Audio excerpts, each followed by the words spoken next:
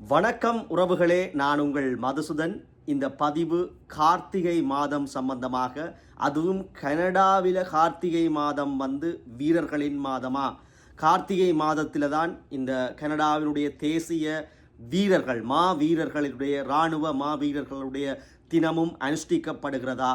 அது ஈழத்தினுடைய மாவீரர் தினத்துக்கு ஒப்பாக, அதுவும் கார்த்திகை மாதத்தில் தான் சிறப்பாக நவம்பர் 27 கொண்டாடப்படுவது. அதுபோல கனடாவினுடைய மாவீரர்கள், தேசிய விடுதலைக்காக போராடிய மாவீரர்களினுடைய இராணுவ வீரர்களுடைய நினைவு நாள் கார்த்திகை மாதம் 11ஆம் திகதி அனுஷ்டிக்கப்படுவது 11 மணிக்கு, அதாவது நண்பகல் 11 மணியளவிலே தொடங்கி அதனுடைய தேசிய நினைவு நாளும் அதற்குரிய கொண்டாட்டங்களும் விமர்சையாக மரியாதையோடு உணர்வு பூர்வமாக நடைபெறுவது வழக்கம்.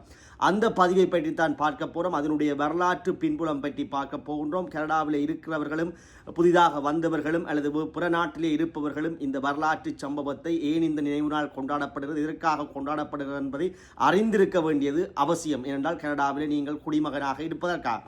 ஆகவே இந்த நவம்பர் 11 தேசிய கனடாவினுடைய தேசிய இராணுவ வீரர்களுக்கு நன்றி செலுத்துகின்ற, நினைவுபடுத்துகின்ற, அவர்களை மறக்காமல் அவர்களுடைய வீர தீர செயல்களை நினைவு ஊட்டுகின்ற, மக்களுக்கு நினைவு ஊட்டுகின்ற, அஞ்சலிக்கின்ற நிகழ்வாக இந்த நவம்பர் 11ஆம் தேதி தேர்ந்தெடுக்கப்பட்டிருக்கிறது.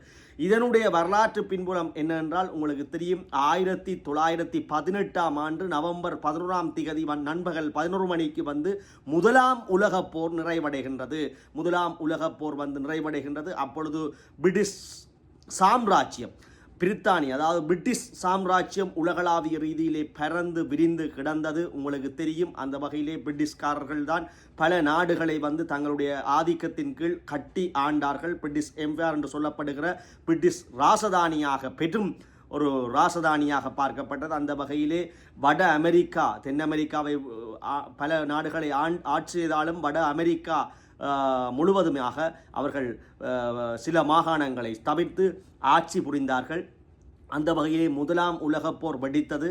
அதனுடைய வரலாறுகளை நீங்கள் அறிந்திருப்பீர்கள் அல்லது தேடி அறிந்து கொள்ளுங்கள். முதலாம் உலகப் போரில் பங்கு பற்றி இந்த கனேடிய மண்ணை விடுவிப்பதற்காக, கனேடிய மண் கனேடியர்களுக்காக வீரம் செறிந்த மண்ணாக விடுவிப்பதற்காக அன்றைய இராணுவத்திலே இணைந்த ஆண்கள் பெண்கள் அள்ளுகொள்ளையாக இணைந்து இந்த நாட்டை காப்பாற்றினார்கள். அந்த போரிலே, முதலாம் உலகப் போரிலே, இது 2ஆம் உலகப் போர் அல்ல, முதலாம் உலகப் போர் 1918 நவம்பர் 11ஆம் தேதி முடிவுக்கு கொண்டு வரப்படுகிறது. போர் நிறுத்தமாக பார்க்கப்பட்டது.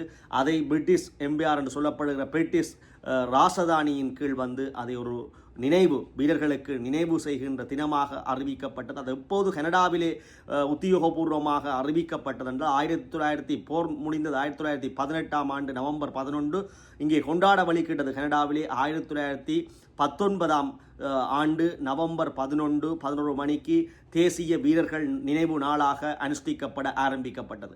எனினும் அதிலே தான் அந்த நவம்பர், அதாவது முதல் அறிவிக்கப்பட்டது என்ன விஷயம் என்றால், இங்கே மற்றவர்களுக்கு நன்றி தெரிவிக்கும், இந்த போரிலே வென்றதுக்காக மற்றவர்களுக்கு நன்றி தெரிவிக்கின்ற தேங்க்ஸ் கிவிங் டே ஆகவும் தேசிய வீரர்கள் நாளாகவும் நவம்பரிலே வருகின்ற முதலாவது திங்கட்கிழமை பார்க்கப்பட்டது.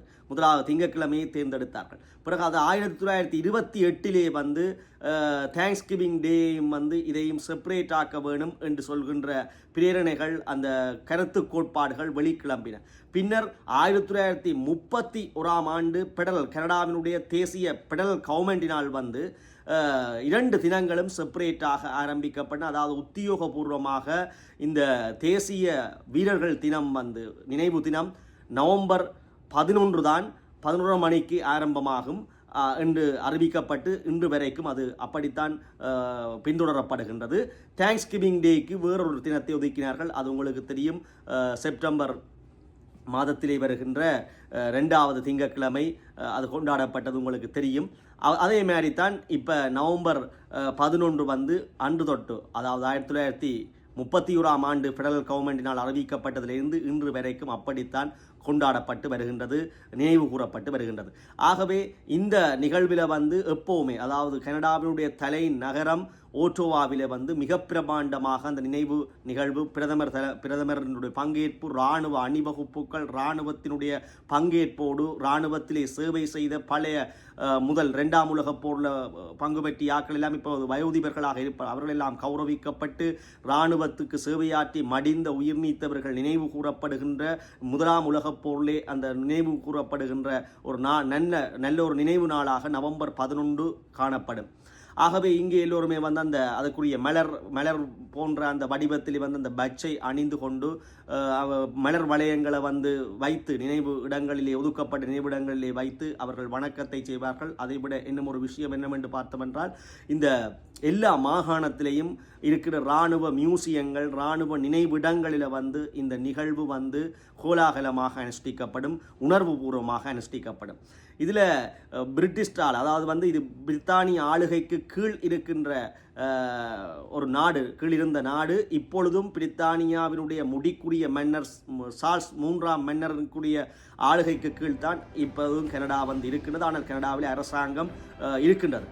அது உங்களுக்கு தெரியும். கனடா பிரதமர் மார்க் கார்னி பொறுப்பேற்றதன் பின்னர் சார்ல்ஸ் 3ஆம் மன்னரை கூப்பிட்டு அரியாசன சிம்மாசன உரையை வந்து நிகழ்த்தியிருந்தது உங்களுக்கு தெரியும். ஏனென்றால் முடிக்குரிய மன்னராக இப்பொழுதும் சார்ல்ஸ் மன்னர் தான் இருக்கின்றார். என்றால் பிரித்தானியாவுக்கு கீழே இருந்த ஒரு நாடாக இப்பொழுதும் அதனுடைய பாரம்பரியம் பேணி பாதுகாக்கப்படுது.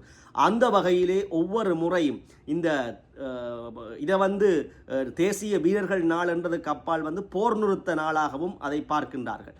அந்த வகையில் பிரித்தானியாவினால் நியமிக்கப்பட்ட மன்னரினால், முதல் ராணியினால், மன்னர்னால், சார்ல்ஸ் 3ஆம் மன்னர்னால் நியமிக்கப்பட்ட கவர்னர் அவர்கள், அதாவது ஆளுநர், இந்த கனடாவுக்குரிய ஆளுநர் அவர்கள் வந்து இந்த ஓட்டோவாவிலே நடக்கின்ற இராணுவ மரியாதை செலுத்துகின்ற நிகழ்விலே பங்கெடுப்பது பாரம்பரிய நிகழ்வு. அந்த வகையிலே இந்த முறை ஆளுநர், கனடாவுக்குரிய ஆளுநர் மேரி அவர்கள் வந்து இந்த முறை பங்கு பெற்ற முடியாமல் இருக்கின்றது. ஏனென்றால் அது செய்தி வெளியாக இருக்கின்றது. அவர் ஆசுபத்திரியில் வந்து சேர்க்கப்பட்டிருக்கிறார். அவருக்கு வைரஸ் தொற்று ஏற்பட்டிருக்கிறது.